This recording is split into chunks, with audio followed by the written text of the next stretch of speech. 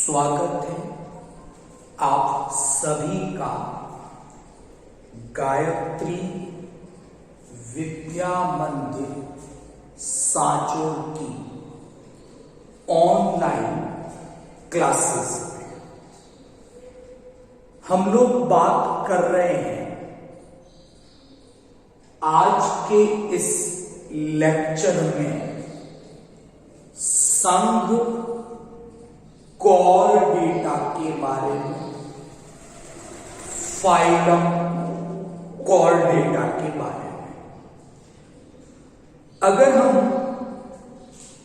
जंतु जगत की बात करते हैं, किंगडम एनिमेलिया के बारे में डिस्कस करते हैं, तो हम क्या देखते हैं कि जो जंतुओं का जगत है उसमें जंतुओं के कई संघ सम्मिलित किए गए हैं। और पिछले कुछ लेक्चर में हम लोगों ने जंतुओं के कुछ संघों के बारे में चर्चा की, डिस्कस की। आज उसी कड़ी में जंतु जगत का जो अंतिम संघ है जिसका नाम है कोर डेटा, उसके बारे में आज थोड़ी सी चर्चा हम लोग करेंगे। एक वैज्ञानिक था और उस वैज्ञानिक का नाम था बाल्फोर। तो बाल्फोर नामक इस वैज्ञानिक ने पहली बार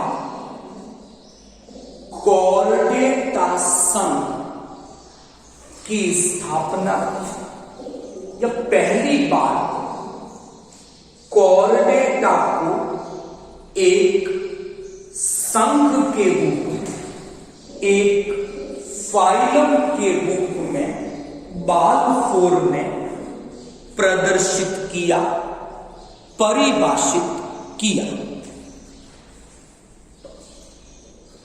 पहली जो जानकारी अभी हम लोग डिस्कस करेंगे वो हम लोग ये डिस्कस करेंगे कि जो जंतु संघ कोर डेटा में सम्मिलित किए जाते हैं, तो उन जंतुओं में वो ऐसे कौन से लक्षण हैं जिनके आधार पर उन जंतुओं को संघ कोर डेटा में सम्मिलित किया गया है, उस पे बात करेंगे। तो आज जो पहली बात मैं डिस्कस कर रहा हूं वो आज बात कर रहे हैं संघ कोर डेटा के आधारभूत लक्षण के बारे में। यह आज का मेरा पहला टॉपिक है। तो पहले हम बात करेंगे उन लक्षणों की जो संघ कोर डेटा के सभी जंतुओं में अनिवार्य रूप से उपस्थित होते हैं, और इन लक्षणों को संघ कोर डेटा के आधारभूत लक्षण इस नाम से जाना जाता है। अंग्रेजी में इसे फंडामेंटल कोऑर्डिनेट कैरेक्टर के नाम से हम जानते हैं।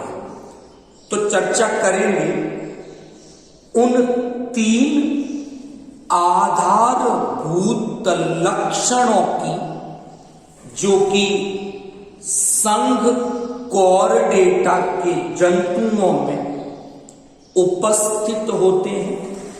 तो ये तीन आधारभूत लक्षण, ये तीन फंडामेंटल कॉर्डेट कैरेक्टर, ये डिसाइड करेंगे कि कोई जंतु संघ कॉर्डेटा में सम्मिलित किया जाएगा या सम्मिलित नहीं किया जाएगा।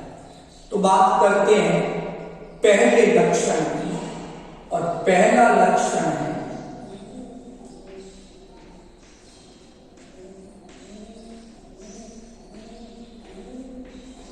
नोटोकॉर्ड। हिंदी में नोटोकॉर्ड को हम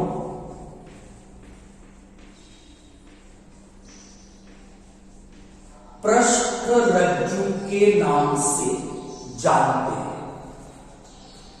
तो संघ कॉर्डेटा का पहला जो आधारभूत लक्षण है, फंडामेंटल कैरेक्टर है, वो है नोटोकॉर्ड की उपस्थिति, पृष्ठरज्जु की उपस्थिति।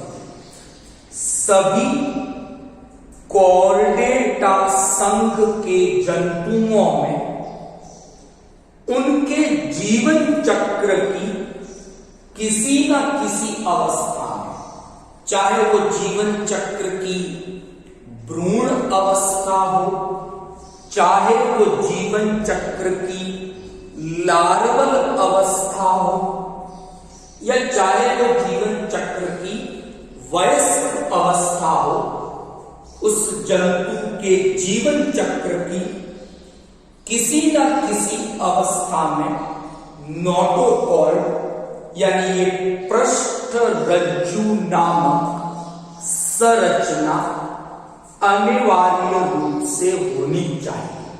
तो ये पहला फंडामेंटल कॉर्डेट कैरेक्टर था, नोटोकॉर्ड की उपस्थिति, पृष्ठरज्जु की उपस्थिति।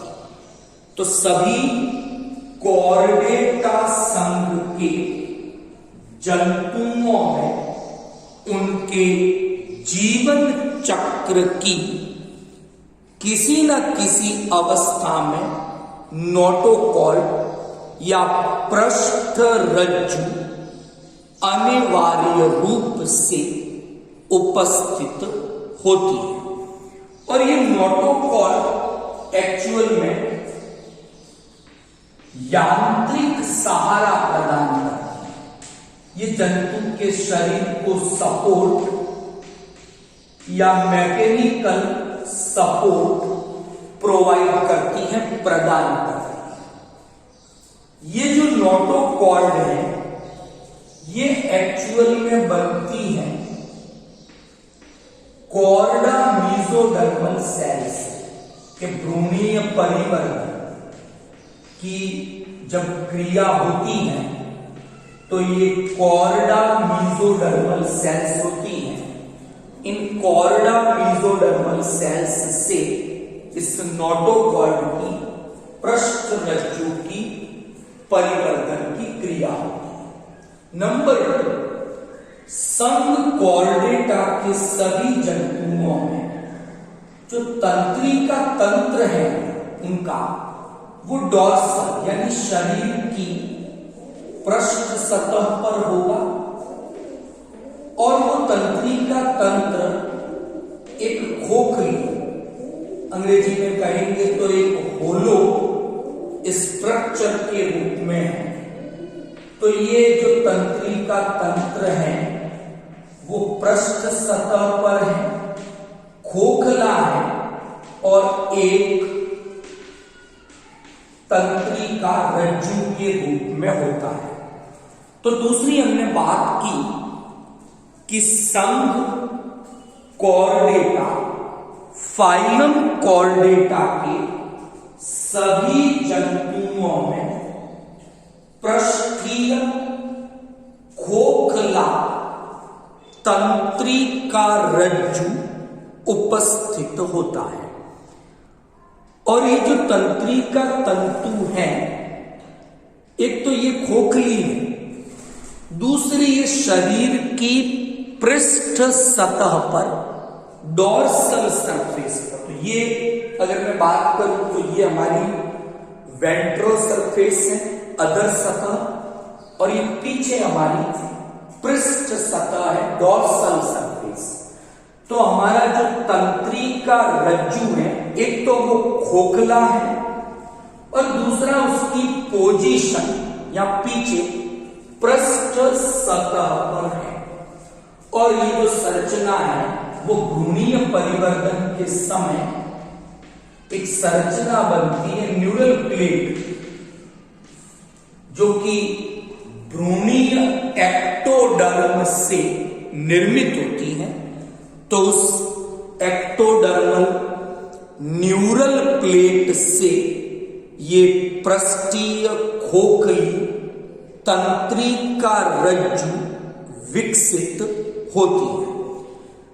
तो दूसरी बात की हमने संघ कॉर्डेटा के जंतुओं में पृष्ठीय खोखले तंत्रिका रज्जु की, तो ये संघ कॉर्डेटा का दूसरा आधारभूत लक्षण। अच्छा, इसके साथ भी हम लोग जोड़ेंगे कि ये जो पृष्ठीय खोखली तंत्रिका रज्जु है, ये इन जंतुओं के जीवन चक्र की किसी ना किसी अवस्था में उपस्थित होगी।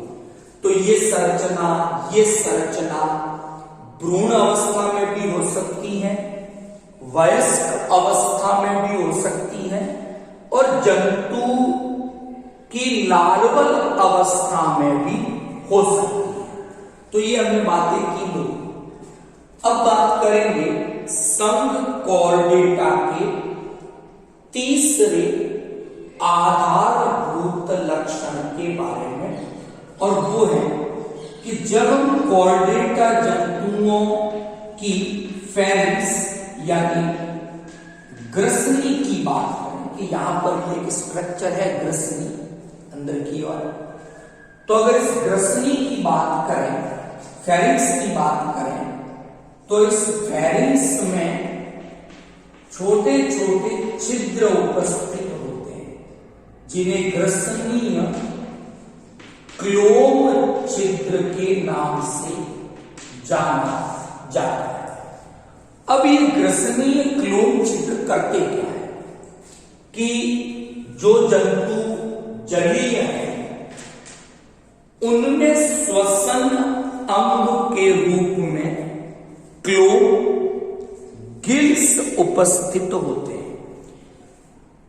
तो जो जल ग्रसनी में पहुंचता है श्वसन की क्रिया के लिए, तो ये जो क्लोम छिद्र है जो ग्रसनी की भित्ति में यहां पर होते हैं, मछलियों में आप देख सकते हो जनरली ये, तो ये जो ग्रसनीय क्लोम छिद्र है, इन्हीं से होकर वो जल श्वसन के बाद ग्रसनी से बाहर मुक्त हो जाता है।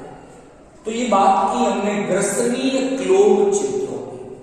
सभी कॉर्डेटा जंतुओं में उनके जीवन चक्र की किसी ना किसी अवस्था में ये ग्रसनीय क्लोम छिद्र उपस्थित होने चाहिए। तो यहां हमने आज बात की संघ कॉर्डेटा के 3 आधारभूत लक्षणों की। अच्छा, इन तीनों लक्षणों के साथ जो एक बात मैंने जोड़ी है वो ये जोड़ी कि ये तीनों लक्षण इन जंतुओं के जीवन चक्र की किसी न किसी अवस्था में हो सकते हैं। जरूरी नहीं कि वयस्क अवस्था में ही हो, जरूरी नहीं कि ये लक्षण लार्वा अवस्था में हो।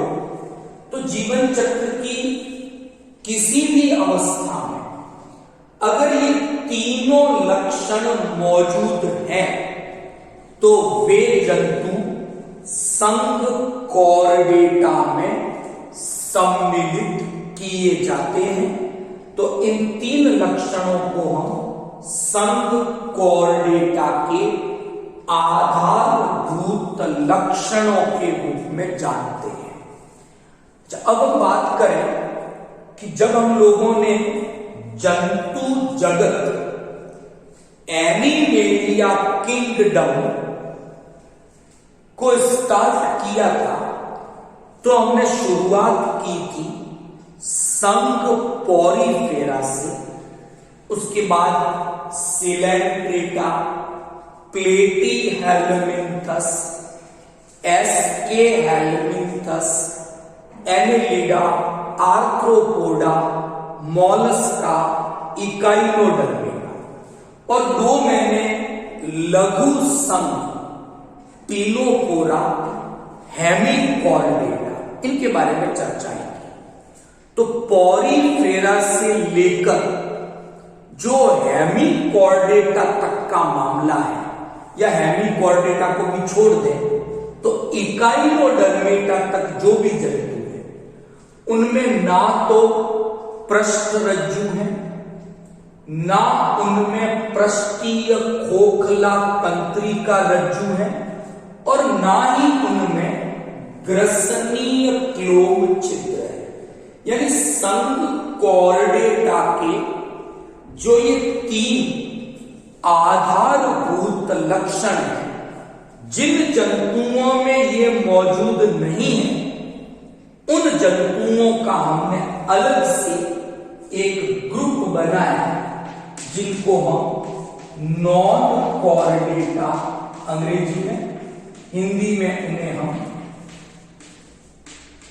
अपृष्ठवंशी जंतु कहते हैं, जिसमें पॉरीफेरा से लेकर इकाइनोडर्मेटा तक सभी जंतुओं के संग सम्मिलित किए गए।